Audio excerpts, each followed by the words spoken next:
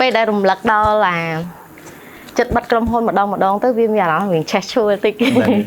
back ទៅកាពី2021ចាប្រហែលជា2021អញ្ចឹងខ្ញុំមានបំណងថាបិទអាជីវកម្មដោយសារតែវាយូរមែនតើ6 7ខែខ្ញុំរកប្រាក់ចំណូលបានតែ$50ពេលហ្នឹងវាពិតជា shock មែនតើគិតតែមួយគឺដូច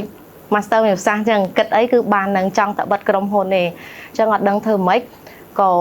មើលវីដេអូលោកគ្រូហើយស្គាល់លោកគ្រូតាមរយៈ LinkedIn ខ្ញុំគិតថាកម្មវិធី YouTube.io គឺជាកម្មវិធីមួយដែលឲ្យខ្ញុំផ្លាស់ប្ដូរខ្លួនឯងជាពិសេសគឺក្នុងការធ្វើ planning ជាទូទៅយើងមានបំណងមានគោលដៅក៏ប៉ុន្តែយើងអត់ដឹងថាតើគួរតែចាប់គោលដៅហ្នឹងនៅពេលណាតែធ្វើឲ្យគេខ្លះនៅឆ្នាំក្រោយបបពិសោធន៍ខ្ញុំផ្ទាល់លើកមុនយើងគិតរៀងវែងពេកឬក៏ពេលខ្លះតែ3ខែក៏យើងអត់ដឹងថាយើងធ្វើអីដែរក៏ប៉ុន្តែនៅពេលដែលបានចូលរួមកម្មវិធី YouTube.io រយៈពេល2ថ្ងៃលោកគ្រូគាត់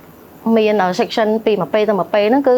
យើងចូលរួម 100% យើងអត់ដឹងថាតើ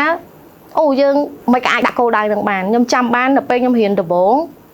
គោលដៅត្រឹមតែលេខ7ខ្ទង់ណាឬក៏6ខ្ទង់ណាកាលនោះ6ខ្ទង់ខ្ញុំដាក់ឡើងញ័រដៃមែនតើថាញ័រដៃអត់ហ៊ានទៅសេលេខដែលយើងចង់មានចំណូលនៅក្នុងអាជីវកម្មខ្លួនឯង